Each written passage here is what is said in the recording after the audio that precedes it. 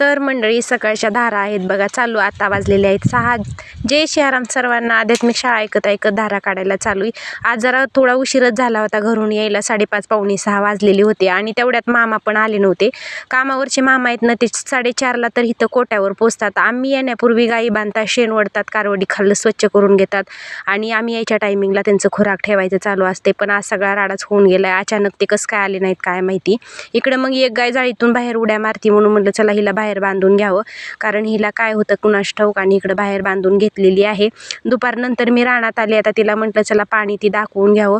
वगळीला काय पाणी नव्हतं. पुढं नेली आणि स्वच्छ असं पाणी एका ठिकाणी होतं, तिथं पाणी दाखवून घेतलेलं होतं.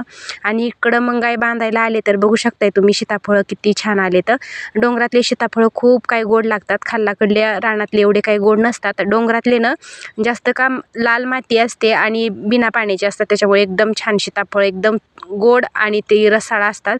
इकडं मग दारातल्या गुलाबाला मस्त असं फूल आलेले खूप छान पिंक कलरचं आहे. म्हणलं चला आता गोट्यावर जावं, कारवडींना वासरांना पाणी दाखवून घ्यावं.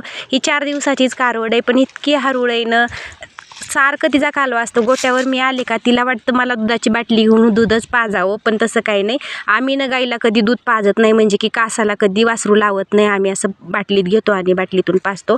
आता 15 तारखेला पाऊस सांगितलाय म्हणून इकडे शेण वाढायचं काम चालू होतं बघा. खरं तर हे पसरूनच घ्यायचं होतं, कारण पेरूला टाकायचं शेणखत बागेत नेऊन, परंतु आता तसं काही होणार नाही. आता एवढा पाऊस उघडल्याशिवाय काही पसरायचं नाही. आता पसरल्यामुळं काय होणार आहे बघा, गाईनी तुडवून ती त्यांचं गोमतर ती सगळं त्या छान असं तुडून बुकटी होती आणि टाकायला पण तिथं सोपं जातंय. इकडं मग ऊन झालेलं होतं. गाई छान अशा बसलेल्या होत्या आणि गोटा एकदम बघू शकताय किती स्वच्छ झालाय. शेण वडलं की सगळा गोटा स्वच्छ आणि निर्मळ होऊन जाते. इकडं मग 4 वाजलेले होते. लाईट आली. चला म्हटलं मोटर चालू करू. मोटर चालू करायला गेले. आता वाटावरचा सगळा घास तोडलेला आहे. वरल्या तुकड्यात आपली छोटीशी विहीर म्हणजे की शेततळ बोर तिथंच आहे त्या ठिकाणी. तिथलंच शेततळ्यावरची मोटर चालू केली आणि इकडं पाईप फुटलेला होता म्हणून आपण म्हणलं तुम्ही धरून बसा आणि तोपर्यंत मी पाणी भरते. इकडं जनावरांचं पाणी भरायला चालू होतं. आता वरली जनावरे येईपर्यंत म्हटलं चला आपलं पाणी तरी भरून घ्यावं. आणि काय मग इकडे स्वच्छ असं पाणी भरायला चालू आहे बघा. संध्याकाळ झाली आणि जेवढा सगळा गोटा आमचा सुना वाटत होता ना तेवढा गोटा भरल्यासारखा वाटायला लागलाय, कारण सगळे कुरणातले चाराय नेलेले जनावर वर आणलेले आहेत. आणि ह्यांचं चाललंय बघा गोळी पाजायला. गाईला गोळी चारतायत.